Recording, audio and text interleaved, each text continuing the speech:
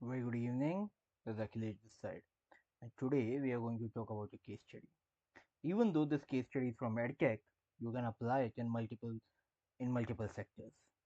So, 100 million, 2 quarters, one system, and a problem. That's the setup for today's case study. Let's consider this to be a very different example than your normal ones. An EdTech company was doing nearly $93 million in revenue, walking into next year with a target of $150 million. Aggressive but not unreasonable given their track record. And then growth stops. By the halfway point of the year, they are at $52 million, 98 million left to close, and only 2 quarters remaining. Now, I have been in rooms where this kind of number lands on leadership team. I know what the instinct is. I know what most leaders do next. And I am going to tell you that instinct is wrong. In this video, I am going to break down exactly what happened, why growth stopped, and the three strategic moves that would turn this around. No new marketing spent, no new headcount, no new customer acquisition. Pure system redesign. Let's get into it.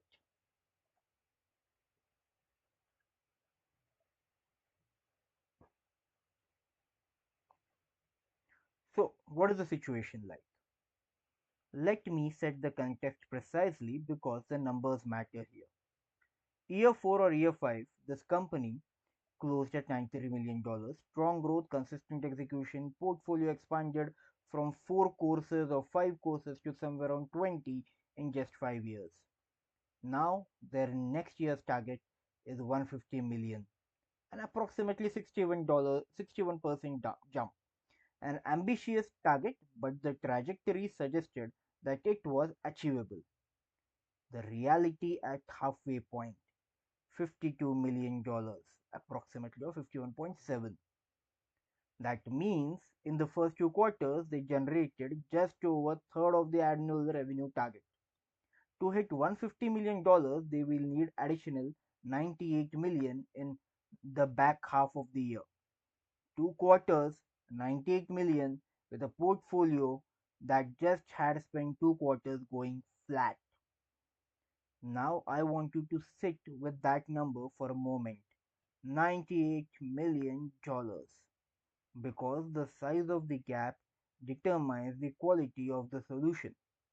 A small gap you can close with tactics. A gap this size requires a structural answer. The question is, what's actually broken? Listen to the question again. The question is, what's actually broken now? And here's where most leadership teams make the critical mistake. They look at the revenue gap and reach for the obvious levers. More courses, let's add more products to the portfolio. More spend, let's increase the marketing budget and drive more leads. More people, let's hire more sales advisors to convert faster. These three responses feel logical. They feel like leadership, but they are the wrong answer.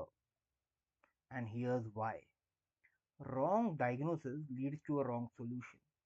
Wrong solution wastes resources, money, time, and people on activities that don't address what actually is broken. I have seen companies burn crores in turnaround situations doing exactly this, adding more to the system that was already inefficient, making structural problems bigger by throwing inputs at it. The right move before you spend a single rupee is ask a better question.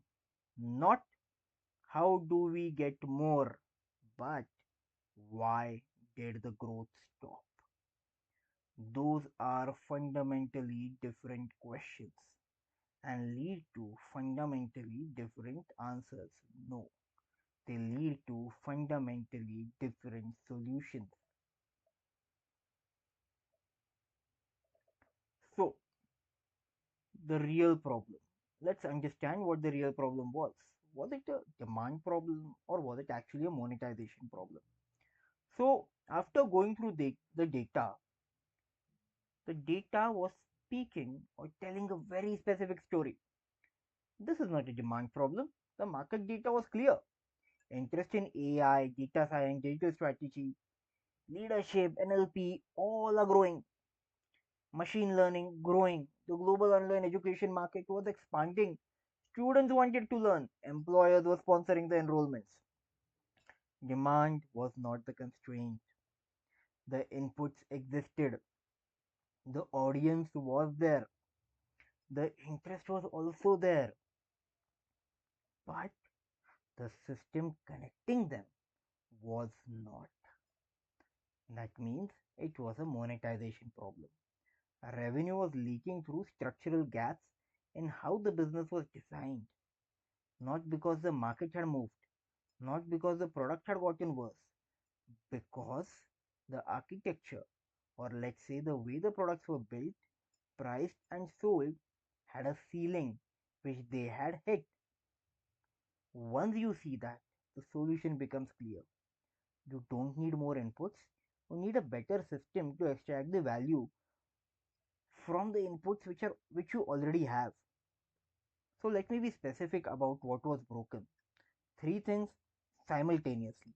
Product number one, product architecture. Every course in the portfolio was a standalone SKU.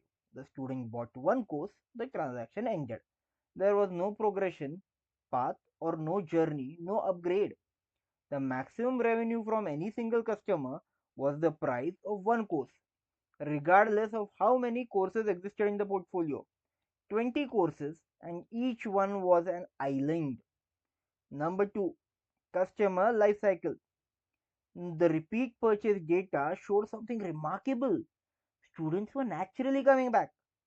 Some courses had 80 or even 85% of students who were going on to buy again with no system in place to drive that behavior. That's organic demand going uncaptured. Every student who came back and bought a second course did so despite the system and not because of it. Number 3, portfolio allocation. Not all courses were performing equally. Some were growing, AI, data, digital, etc., etc., machine learning. Some were declining, leadership programs, some very niche topics. But the product investment and marketing spent wasn't weighed to reflect the reality. The resources were spent evenly across the portfolio, performing unevenly. Means if there were 10 programs, even if 3 programs were doing great and 3 were doing really very bad, let's assume if the marketing spend was 100 on 10 programs, every program had a 10 rupee marketing spend. Fix these three things and the $98 million gaps becomes a system design problem and not a market problem. So we will now go lever by lever.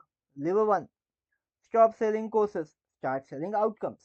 The company actually ran an experiment that proved this. They took 3 existing leadership courses and bundled them into a postgraduate diploma program or a diploma program. One credential, one learning journey, and single price point. The diploma was priced at 3x the individual certificate price and achieved 2x the enrollment of their best performance standalone course. Let me say that again, 3 times the price, twice the enrollment. This is not a marketing result. This is a product design result. They didn't change the content, they didn't change the faculty, they changed the architecture, and the revenue response was immediate. Now apply that logic across the full portfolio: analytics, digital business, entrepreneurship, strategy, leadership, machine learning, etc. etc. Every academic area has enough courses to be created into a diploma program. 3 new diploma launches in Q4 at conservative enrollment assumptions approximately lead to 45 million in additional revenue from the existing content, from the existing faculty, from an audience that was already buying. Zero new customers required. This is what category management looks like in practice. You don't always need new products. Sometimes you need to restructure what you already have. Lever number two, build the customer journey that's already happening organically. This slide shows something that stopped me when I first looked at the data. In certain courses, students, approximately 85% of them, were naturally returning to buy again without any email sequence, without any recommendation engine, without any structural path. 85% organically. Think about what that means. The demand for the second purchase already existed. The intent was already there, and there was no system to capture it. No post course email that said, "You have completed this. Here's what professionals who take this course typically study next." No bundle pricing that made two courses cheaper together than separately. No loyalty mechanism, no upgrade path to diploma. To explain in simple terms, let's say there are two products priced at 100 rupees each. Okay, and you have purchased the first program. And now, after you purchase the first program or the first product, I don't inform you that after this first product, purchasing this first product, you should go for the second product. And if you buy the second product, I will charge you not 100 rupees, but maybe only 70 rupees. Means that I'm giving you 30 rupees of saving. Assume this same in this scenario. If there is no loyalty mechanism, no upgrade path, no bundling, and no structure that informs or educates your students or your leads or your audience, how will you grow? This is pure lifecycle marketing, and it has zero customer acquisition cost because you already have the customer. If you formalize that natural behavior into a structural journey, course to course diploma, and apply it across the existing student base, the revenue impact will be significant without acquiring a single lead. Conservative estimate, around $12 million incremental revenue from existing customers alone. This is the highest ROI activity available to any business that already has customers, and most businesses never build it. Now, lever number three, concentrate your resources where the growth is actually happening. Look at this chart. AI growth index 100, data science 67, NLP 60. These are the fastest growing categories in the market. And in this portfolio, interest demand in these areas was outpacing everything else. Meanwhile, resources were spread evenly, marketing budget, product, investment, launch attention, distributed equally across portfolio of 20 courses performing very differently. Now, let me give an example. You have 10 products and your marketing spend in total is 100. So, even if there are 3 of your products who which are doing amazingly well and 3 are doing really very bad, you will still allocate rupees 10 as your marketing spend on every product because you have evenly distributed them. The fix is simple, but it requires discipline. Reallocate, weight the resources towards the categories where market demand is accelerating. Launch new courses in AI and data science not because they are adding more courses generally the answer, but because these specific categories have proven demand that the portfolio isn't serving. And critically, these new courses don't exist in isolation. They slot into the existing analytics diploma path, or they slot into an analytics diploma path. They feed the life cycle journey and they become a part of the system designed to compound revenue. That reallocation, focused, data driven, connected to a wider architecture, generates approximately 8 million from the two new focused launches. Now, this is without adding a single person to the team. Now, let's put these three levers together. Q3 had already delivered 81.4 million. The gap to 150 million was now at only $68.6 million.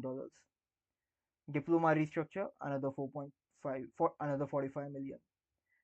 Lever 2, life cycle architecture, 12 million. Lever 3, focused portfolio, $8 million. Total Q4 projection, $65 million plus. Combined with Q3, it's 156 million, $156 million or greater than that. Close the target dramatically ahead of the flat trajectory they were on. This is so close to getting your target numbers. And here's the most important line you need to consider. Zero new customers acquisitions required. Every single rupee of that $65 million projection came into the restructuring of what already existed: the portfolio, life cycle, and resource allocation. No new leads, no new marketing spend, no new headcount. And this is what I mean when I say the answer was never more. The answer was architecture. Businesses, a business that knows how to restructure its existing assets to unlock hidden revenue, that business has a sustainable competitive advantage because it's not dependent on ever growing top funnel, it compounds from within. Let me close with a real lesson. You have to start thinking like a leader. Operators add more, they scale more inputs and hope that output follows. More courses, more spend, more people. You have to build yourself as a leader. Better systems, better architecture, better leverage. They redesign the machine itself.